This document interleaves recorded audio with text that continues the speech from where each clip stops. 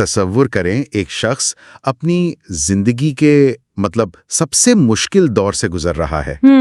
اس کا کیریئر، اس کا خاندان یا شاید اس کی آزادی داؤ پر لگی ہے۔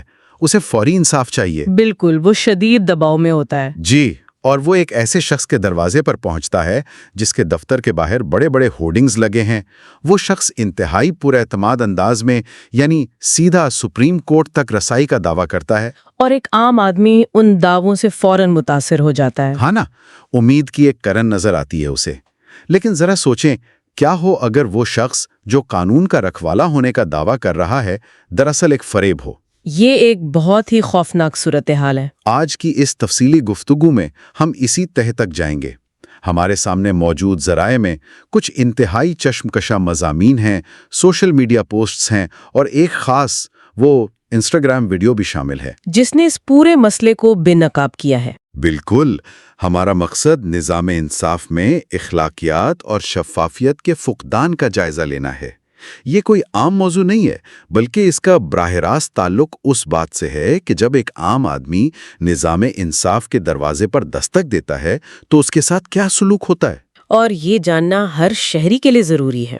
بالکل، اور اس بحث کا آغاز ایک انتہائی اہم مہم سے ہوا ہے جسے عشرت امروہوی کی جانب سے شروع کیا گیا ہے، جس نے انصاف کے حصول میں درپیش ان تلخ اور زمینی حقائق کو سب کے سامنے رکھا ہے۔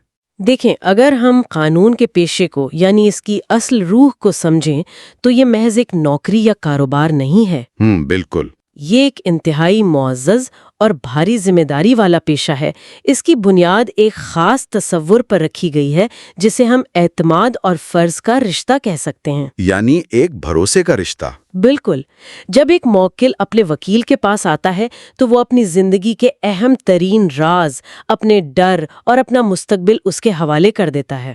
یہ تو ہے۔ اس پیشے کا بنیادی مقصد مظلوم کو اس کا حق دلانا ہے، قانون کے دائرے میں رہ کر اس کی بہترین نمائندگی کرنا ہے۔ لیکن مسئلہ تب پیدا ہوتا ہے جب اس مقدس رشتے میں خود نمائی، جھوٹے وعدے اور گمراہ کن اشتہارات شامل ہو جائیں، جہاں لوگ اس مجبوری کا فائدہ اٹھانے لگتے ہیں۔ جی ہاں، جب ایک وکیل اپنے موکل کی مجبوری کو اپنی کمائی کا ذریعہ بنا لے اور انصاف کی فراہمی کے بجائے محض اپنا اثر و رسوخ بیچنے لگے تو اس کے نتائج صرف اس ایک فرد کے لیے نہیں بلکہ پورے معاشرے کے لیے تباہ کن ہوتے ہیں۔ آج کی اس تفصیلی گفتگو میں ہم انہی پرتوں کو کھولیں گے کہ آخر یہ سب کیسے اور کیوں ہو رہا ہے۔ یہ بات بالکل درست ہے کہ جب کوئی قانونی مصیبت میں پھنستا ہے تو اس کی ذہنی حالت ایسی نہیں ہوتی کہ وہ منطقی فیصلے کر سکے۔ اگر ہم اپنے ذرائع کا گہرائی سے مطالعہ کریں تو ایک بہت ہی پریشان کن طریقہ کار سامنے آتا ہے۔ ایک نفسیاتی کھیل کھیلا جاتا ہے ان کے ساتھ۔ بالکل، کچھ وکلا جان بوجھ کر اپنی کامیابی کی اتنی مبالغہ آمیز تصویر پیش کرتے ہیں کہ ایک عام آدمی جو پہلے ہی خوفزدہ ہے فوراً ان کے جال میں پھنس جاتا ہے۔ وہ دعویٰ کرتے ہیں کہ ان کے پاس ہر مسئلے کا جادوئی حل ہے۔ ہاں، کہ جج ان کی جیب میں ہے یا وہ کوئی بھی کیس منٹوں میں حل کروا سکتے ہیں۔ اب ایک عام آدمی تو شاید یہی سوچے گا کہ اسے ایسا ہی وہ پاورفل وکیل چاہیے، اور یہی سب سے بڑا دھوکہ ہے۔ تو میں یہی سوچ رہا تھا، کیا یہ سب محض گاہکوں کو اپنی طرف کھینچنے کی ایک سوچی سمجھی نفسیاتی چال ہے؟ میں بتاتی ہوں، یہ خالصتاً ایک نفسیاتی استحصال ہے۔ جب انسان شدید دباؤ یا خوف میں ہوتا ہے تو انسانی دماغ شارٹ کٹس ڈھونڈتا ہے۔ وہ فوری حل چاہتا ہے۔ جی، وہ اس شخص پر یقین کرنا چاہتا ہے جو اسے سب سے زیادہ یقین دہانی کروا رہا ہو۔ یہ گمراہ کن دعوے اور بڑے بڑے وعدے ایک سراب کی طرح کام کرتے ہیں۔ سہراب، بالکل صحیح لفظ استعمال کیا آپ نے۔ یہ نام نہاد وکلا موکل کی اسی کمزوری، اس کی اسی بے بسی کا فائدہ اٹھاتے ہیں۔ یہ بالکل ویسا ہی ہے، جیسے کوئی شخص سفید کوٹ پہن کر خود کو سرجن کہے اور کسی مایوس مریض کو گارنٹی دے دے کہ وہ اسے ٹھیک کر دے گا، حالانکہ اس نے کبھی میڈیکل کالج کی شکل بھی نہ دیکھی ہو۔ بالکل، جسمانی نقصان تو پھر بھی نظر آ جاتا ہے اور فوری پکڑا جاتا ہے، لیکن یہ جو قانونی اور مالی نقصان ہوتا ہے یہ بعض اوقات نسلیں تباہ کر دیتا ہے۔ بہت بڑی بات ہے یہ۔ موکل کو سچائی کا تب پتہ چلتا ہے جب وہ اپنا پیسہ، وقت اور کیس سب کچھ ہار چکا ہوتا ہے۔ اور یہی وجہ ہے کہ عشرت امروہی کا یہ قدم دراصل اس مبالغہ آرائی کے خلاف ایک انتہائی مؤثر آواز بن کر سامنے آیا ہے۔ یہ مہم ہمیں مجبور کرتی ہے کہ ہم اس طلسماتی پردے کے پیچھے دیکھیں کہ حقیقت کیا ہے۔ جی بالکل۔ لیکن یہاں ایک اور حیران کن اور سچ کہوں تو تھوڑی خوفناک بات ہمارے ذرائع سے سامنے آتی ہے۔ ہمیں یہ تو سمجھ آتا ہے کہ کچھ پڑھے لکھے لوگ شاید لالچ میں آ کر اخلاقیات سے گر جائیں، وہ تو ہوتا ہی ہے۔ لیکن ذرائع بتاتے ہیں کہ کچہریوں میں کچھ ایسے لوگ بھی کالے کوٹ کا لبادہ اوڑھے گھوم رہے ہیں جنہیں ٹھیک سے لکھنا پڑھنا تک نہیں آتا۔ یہ واقعی تشویشناک ہے۔ مطلب جن کا قانون کی الف بے سے کوئی تعلق نہیں ہے، وہ بھی خود کو وکیل کہلوا رہے ہیں۔ یہ نظام کے اندر اتنا بڑا شگاف کیسے پڑ گیا؟ یہ وہ اندھا موڑ ہے جہاں پورا نظام عدل سوالیہ نشان بن جاتا ہے۔ ایک طرف وہ حقیقی وکلا ہیں جو برسوں کی کڑی محنت، قانون کی پیچیدہ کتابوں کے مطالعے اور سینئرز کی شاگردی کے بعد اس مقام تک پہنچتے ہیں، جنہوں نے واقعی زندگی لگائی ہوتی ہے اس پیشے میں۔ جی ہاں، اور دوسری طرف یہ عناصر ہیں جو کسی قانونی علم یا ڈگری کے بغیر محض رعب اور دھونس کے بلبوتے پر اس پیشے میں گھس آئے ہیں، اور انہیں کوئی روکنے والا نہیں۔ یہی تو مسئلہ ہے۔ یہ لوگ اپنے آپ کو محفوظ رکھنے کے لیے وکیل ایکتا زندہ باد جیسے نعروں کو ایک ڈھال کے طور پر استعمال کرتے ہیں۔ اچھا، تو وہ اس نعرے کے پیچھے چھپتے ہیں۔ بالکل۔ جب بھی ان کی قابلیت یا ان کے کام کے طریقے پر سوال اٹھتا ہے، یہ اسے پوری وکلا برادری پر حملہ قرار دے کر ہنگامہ کھڑا کر دیتے ہیں۔ یعنی وہ اپنی ذاتی نااہلی کو پوری کمیونٹی کا مسئلہ بنا دیتے ہیں۔ در حقیقت یہ لوگ ان خوکھلے نعروں کی آڑ میں اس پیشے کے وقار کو پامال کر رہے ہیں۔ یہ کالا کوٹ جو کبھی قانون کی بالادستی اور مظلوم کی پناہ گاہ کی علامت تھا، ان کے ہاتھوں میں محض ڈرانے، دھمکانے اور پیسے بٹورنے کا ایک ٹول بن کر رہ گیا ہے۔ ایک عام مشاہدہ یہ بھی ہے کہ جب کوئی کیس شروع ہوتا ہے تو اسے پیسوں کا ایک عام لین دین سمجھ لیا جاتا ہے، لیکن ذرا ان خاندانوں کے زاویے سے سوچیں جو اس چکی میں پستے ہیں۔ ان پر جو گزرتی ہے وہ الفاظ میں بیان کرنا مشکل ہے۔ ہمارے ذرائع ایک بہت ہی دردناک زمینی حقیقت کی طرف اشارہ کرتے ہیں۔ جب کوئی خاندان کسی دیوانی یا فوجداری مقدمے میں الجھتا ہے تو اس کا پورا سماجی اور معاشی تانا بانا ہل جاتا ہے۔ جی بالکل۔ لیکن بات صرف عام مقدمات تک محدود نہیں ہے۔ خواتین کے مقدمات میں جو کچھ ہوتا ہے وہ اس بحث کو ایک بالکل مختلف اور سنگین رخ دے دیتا ہے۔ یہ ایک انتہائی حساس پہلو ہے۔ جب ایک خاتون خلا، نفقہ یا گھریلو تشدد کے خلاف عدالت کا دروازہ کھٹکھٹاتی ہے تو وہ پہلے ہی اپنے خاندان اور بعض اوقات پورے معاشرے سے ٹکرا رہی ہوتی ہے، اور وہاں فیس کے نام پر ایک نیا استحصال اس کا منتظر ہوتا ہے۔ یہ اس پورے مسئلے کا میں سمجھتی ہوں سب سے تاریک پہلو ہے۔ ہمارے معاشرے میں خاتون کا تھانے یا کچہری تک پہنچنا ہی بذات خود ایک بہت بڑا اور کٹھن مرحلہ ہوتا ہے۔ وہ قدم اٹھانا ہی بہت مشکل ہوتا ہے ان کے لیے۔ بالکل، اور وہ عام طور پر معاشی طور پر خود مختار بھی نہیں ہوتی۔ جب ایسی کوئی خاتون اپنے بنیادی حقوق کے تحفظ کے لیے ان نام نہاد وکلا کے ہتھے چڑھتی ہے تو وہ اس سے انصاف دلانے کے بجائے اس کی مجبوری کا سودا کرتے ہیں۔ کس طرح کا سودا؟ مطلب پیسوں کے حوالے سے؟ جی، ان سے فیس کے نام پر اتنی غیر حقیقی اور خطیر رقم طلب کی جاتی ہے جس کا کیس کی نوعیت سے کوئی معقول تعلق نہیں ہوتا۔ تو پھر وہ خواتین کیا کرتی ہیں؟ انہیں ڈرایا جاتا ہے کہ اگر انہوں نے یہ رقم نہ دی تو وہ اپنے بچوں سے محروم ہو جائیں گی یا انہیں ساری زندگی سڑکوں پر دھکے کھانے پڑیں گے۔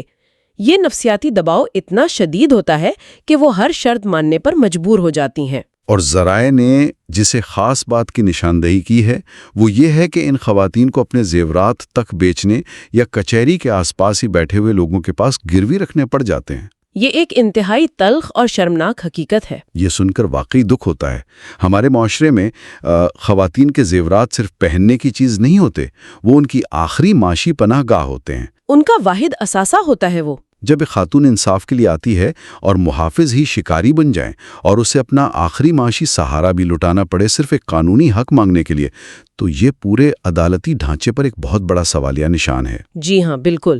یہ تو وہی بات ہوئی کہ انصاف دلانے والا نظام خود ہی سب سے بڑی ناانصافی کر رہا ہے۔ اگر ہم اسے قانون سازی کی روح کے تناظر میں دیکھیں تو یہ صورتحال عدل و انصاف کے ان تمام اصولوں کی صریحاً نفی کرتی ہے جن پر مہذب معاشرے کھڑے ہوتے ہیں۔ صحیح۔ نظام انصاف کا کام غریب اور امیر، طاقتور اور کمزور کے درمیان توازن پیدا کرنا ہے۔ لیکن جب نظام کا ایک حصہ یعنی یہ فراڈیے انصاف کی قیمت اتنی زیادہ کر دیں کہ وہ غریب کی پہنچ سے ہی باہر ہو جائے تو اس کا مطلب ہے کہ انصاف بک رہا ہے۔ اور جو چیز بکتی ہے وہ انصاف تو نہیں ہوتا؟ بالکل نہیں، وہ محض ایک تجارتی پروڈکٹ بن کر رہ جاتا ہے۔ یہ وہ استحصال ہے جو انسان کا ریاست اور قانون پر سے مکمل طور پر اعتماد ختم کر دیتا ہے۔ بالکل، اور اشرت امروہی نے اسی استحصال کو روکنے کے لیے آواز بلند کی ہے اور یہ مہم شروع کی ہے، جو کہ ایک انتہائی جرأت مندانہ قدم ہے۔ بہت جرأت مندانہ قدم ہے۔ اور اس مہم میں کوئی ہواری باتیں نہیں کی گئی ہیں، بلکہ ٹھوس شواہد پیش کیے گئے ہیں۔ چلیں ذرائع میں موجود اس ایک خاص کیس سٹڈی کا بغور جائزہ لیتے ہیں، کیونکہ یہ پورے مسئلے کا ایک واضح عکس پیش کرتی ہے۔ وہ انسٹاگرام والی ویڈیو، ٹھیک؟ جی ہاں، بات ہو رہی ہے ایک انسٹاگرام ریل کی، جس نے کافی توجہ حاصل کی ہے۔ اس ویڈیو میں ہم ایک شخص کو دیکھتے ہیں جس نے ایک عام سی چیکس والی شرٹ پہنی ہوئی ہے۔ ظاہری طور پر وہ کوئی بہت بڑا قانونی ماہر نہیں لگتا، لیکن اس کے دعوے آسمان سے باتیں کر رہے ہیں۔ وہ سیدھا سپریم کورٹ آف انڈیا تک رسائی اور وہاں کے مقدمات چٹکیوں میں حل کرنے کا دعویٰ کر رہا ہے، جو کہ ایک ناممکن سی بات ہے۔ اور سب سے بڑھ کر اس نے اپنے گھر کے باہر اپنے بڑے بڑے ہورڈنگز لگا رکھے ہیں۔ ایک عام آدمی تو شاید ان بڑے بڑے بورڈز کو دیکھ کر یہی سوچے گا کہ یہ وکیل کتنا کامیاب ہے۔ بالکل، دکھاوے کا اثر ہوتا ہے۔ کیا ہمارا نظام اتنا کمزور ہے کہ کوئی بھی سڑک پر بورڈ لگا کر سپریم کورٹ کا وکیل بن سکتا ہے؟ بار کونسل ایسے معاملات میں خاموش کیوں رہتی ہے؟ اور اس مہم میں کوئی ہوائی باتیں نہیں کی گئیں، بلکہ ٹھوس شواہد پیش کیے گئے ہیں۔ چلیں ذرائع میں موجود اسے خاص کیس سٹڈی کا بغور جائزہ لیتے ہیں، کیونکہ یہ پورے مسئلے کا ایک واضح عکس پیش کرتی ہے۔ وہ انسٹاگرام والی ویڈیو، ٹھیک؟ جی ہاں، بات ہو رہی ہے ایک انسٹاگرام ریل کی، جس نے کافی توجہ حاصل کی ہے۔ اس ویڈیو میں ہم ایک شخص کو دیکھتے ہیں جس نے ایک عام سی چیکس والی شرٹ پہنی ہوئی ہے۔ ظاہری طور پر وہ کوئی بہت بڑا قانونی ماہر نہیں لگتا، لیکن اس کے دعوے آسمان سے باتیں کر رہے ہیں۔ وہ سیدھا سپریم کورٹ آف انڈیا تک رسائی اور وہاں کے مقدمات چٹکیوں میں حل کرنے کا دعویٰ کر رہا ہے، جو کہ ایک ناممکن سی بات ہے۔ اور سب سے بڑھ کر اس نے اپنے گھر کے باہر اپنے بڑے بڑے ہورڈنگز لگا رکھے ہیں۔ ایک عام آدمی تو شاید ان بڑے بڑے بورڈز کو دیکھ کر یہی سوچے گا کہ یہ وکیل کتنا کامیاب ہے۔ بالکل، دکھاوے کا اثر ہوتا ہے۔ کیا ہمارا نظام اتنا کمزور ہے کہ کوئی بھی سڑک پر بورڈ لگا کر سپریم کورٹ کا وکیل بن سکتا ہے؟ بار کونسل ایسے معاملات میں خاموش کیوں رہتی ہے؟ یہ ایک بہترین مثال ہے کہ کس طرح سوشل میڈیا اور بصری دھوکہ دہی یعنی ویژول ڈسیپشن کا استعمال کر کے لوگوں کو بے وقوف بنایا جا رہا ہے۔ لوگ جلدی مان بھی جاتے ہیں جو وہ دیکھتے ہیں۔ پہلے تو یہ سمجھنا ضروری ہے کہ بار کونسل کے قوانین اتنے سخت کیوں ہیں۔ قانون واضح طور پر وکلاء کو کسی بھی قسم کی اشتہار بازی، ہورڈنگز لگانے یا اپنے کام کی مارکیٹنگ کرنے سے سختی سے منع کرتا ہے۔ اس کی کوئی خاص وجہ ہے؟ اس کی ایک بہت گہری فلسفیانہ وجہ ہے۔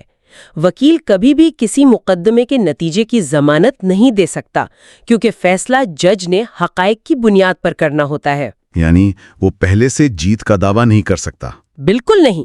جب کوئی وکیل بڑے بڑے بورڈز لگاتا ہے یا ایسے اشتہارات دیتا ہے تو وہ دراصل عوام کو یہ تاثر دے رہا ہوتا ہے کہ وہ نتائج کو کنٹرول کر سکتا ہے۔ یہ سیدھا سیدھا عوام کو دھوکہ دینا ہے۔ اور وہ جو اس کا حلیہ تھا چیکس والی شرٹ، اس کا بھی کوئی مقصد ہوتا ہے؟ جی، دوسری بات جو آپ نے چیکس والی شرٹ اور کیجول انداز کی یہ دراصل آج کے سوشل میڈیا الگوریدمز کا کمال ہے۔ یہ لوگ جانتے ہیں کہ عام آدمی بڑے بڑے قانونی الفاظ اور فارمل حلیے سے گھبراتا ہے، تو وہ خود کو عام آدمی جیسا دکھاتے ہیں۔ بالکل، اس لیے یہ ایک انتہائی عام سا حلیہ اپنا کر اور ضرورت سے زیادہ پر اعتماد لہجے میں بات کر کے عوام کو یہ تاثر دیتے ہیں کہ دیکھو میں تم میں سے ہی ایک ہوں اور میرے پاس ساری طاقت ہے۔ اور لوگ اس پرکشش جال میں پھنس جاتے ہیں۔ جی، یہ بے بنیاد اور کھوکھلا اعتماد ان لوگوں کو بہت پرکشش لگتا ہے جو مایوسی کے عالم میں کسی مسیحا کی تلاش میں ہوتے ہیں۔ یہ ایک زبردست تجزیہ ہے کہ کس طرح وہ روایتی رعب اور سوشل میڈیا کی عوامی اپیل کو ملا کر ایک خطرناک جال بناتے ہیں، اور اس مخصوص معاملے کو منظر عام پر لانے کا سہرا بھی اسی مہم کو جاتا ہے۔ بالکل، شفافیت کے ساتھ۔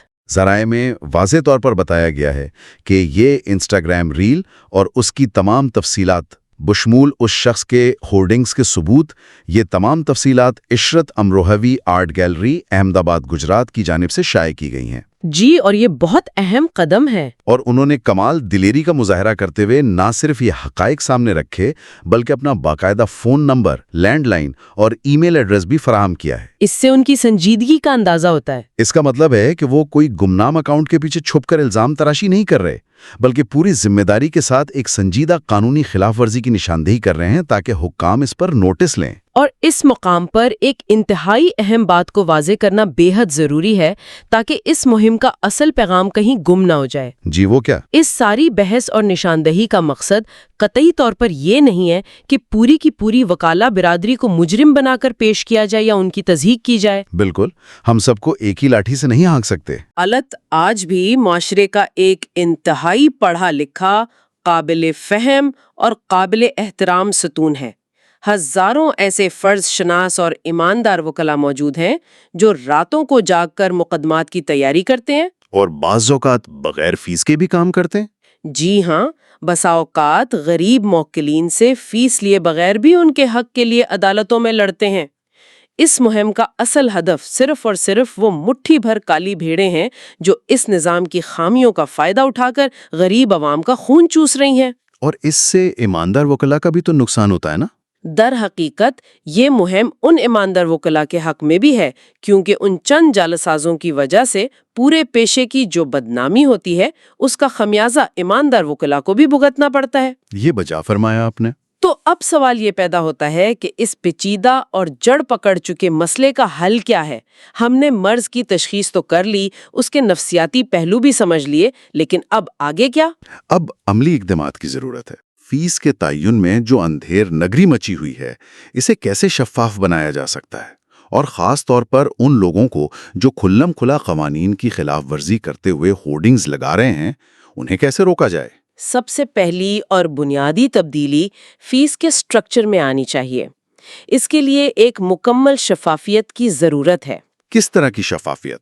جب موکل پہلی بار وکیل سے ملے تو اسے تحریری طور پر یہ بتایا جانا چاہیے کہ کیس کے مختلف مراحل کیا ہوں گے، ہر مرحلے کی متوقع فیس کیا ہوگی اور کون سے اخراجات اضافی ہوں گے، تاکہ بعد میں کوئی چھپا ہوا خرچہ سامنے نہ آئے۔ جی، یہ جو کیس کے بیچ میں اچانک سے بڑی رقوم کا مطالبہ کیا جاتا ہے، یہ سیدھا بلیک میلنگ کے زمرے میں آتا ہے۔ دوسرا اور سب سے اہم کردار اداروں کا ہے، یعنی بار کونسل کا۔ بالکل، بار کونسل کو اپنے پاس موجود ڈسپلنری اختیارات کا بھرپور اور کڑا استعمال کرنا ہوگا۔ اگر کوئی شخص اس طرح کے ہورڈنگز لگاتا ہے یا بغیر قابلیت کے پریکٹس کرتا پکڑا جاتا ہے تو صرف نوٹس بھیجنا کافی نہیں ہے۔ پھر کیا ہونا چاہیے؟ تک سزا واضح اور فوری نظر نہیں آئے گی تب تک قانون کا خوف پیدا نہیں ہوگا۔ یہ ایک ایسا نقطہ ہے جس پر کوئی دو رائے نہیں ہو سکتی۔ جب تک احتساب کا عمل سخت اور غیر جانبدار نہیں ہوگا، تب تک نظام انصاف پر سے اٹھتا ہوا اعتبار بحال نہیں کیا جا سکتا۔ جی ہاں، اگر عدالت کے احاطے میں ہی قانون کی دھجیاں اڑنے لگیں تو معاشرے کا شیرازہ بکھرنے میں زیادہ وقت نہیں لگتا۔ بالکل، اور اداروں کے ساتھ ساتھ عوام کی آگاہی بھی اتنی ہی ضروری ہے۔ ایک عام شہری کو یہ معلوم ہونا چاہیے کہ وہ کس طرح ایک اصلی اور مستند وکیل کی پہچان کر سکتا ہے۔ یہ بہت ضروری بات ہے۔ اسے یہ معلوم ہونا چاہیے کہ اگر کوئی وکیل اسے نتائج کی 100% گارنٹی دے رہا ہے یا غیر معمولی دعوے کر رہا ہے تو یہ ایک خطرے کی گھنٹی ہے۔ شعور اور شفافیت، یہ وہ دو ہتھیار ہیں جن سے اس استحصال کو جڑ سے اکھاڑا جا سکتا ہے۔ آج کی اس تفصیلی گفتگو میں ہم نے دیکھا کہ کس طرح عشرت امروہوی کی جانب سے سامنے لائی گئی یہ حقیقت ہمیں مجبور کرتی ہے کہ ہم اپنے نظام انصاف کی خامیوں کو ایک نئے زاویے سے دیکھیں اور اس پر سنجیدگی سے سوچیں۔ اس نے ان چہروں سے نقاب الٹا ہے جو انصاف کے نام پر اپنا کاروبار چمکا رہے ہیں، اور ساتھ ہی ہمیں یہ بھی یاد دلایا ہے کہ وکالت کی اصل روح خدمت اور ایمانداری ہے۔ بالکل، یہی اس پیشے کا اصل حسن ہے۔ یہاں ہم اس گفتگو کو سمیٹتے ہیں، لیکن جاتے جاتے ایک سوچ، ایک ایسا خیال سننے والوں کے سامنے رکھنا چاہتے ہیں جو شاید اس بحث کو ایک قدم اور آگے لے جائے۔ جی ضرور۔ ہم آج کے دور میں ہر چیز کا آن لائن ریویو پڑھتے ہیں، چاہے وہ کوئی ریسٹورنٹ ہو، اسپتال ہو یا کوئی سروس ہو۔ اگر نظام انصاف کے محافظ ہی قوانین کا فائدہ اٹھانے لگیں تو کیا مستقبل میں ہمیں وکلاء کی شفافیت اور ساخت جانچنے کے لیے کوئی ایسا مستند پبلک ریٹنگ سسٹم یا ٹیکنالوجی درکار ہوگی جہاں عام لوگ اپنا تجربہ شیئر کر سکیں؟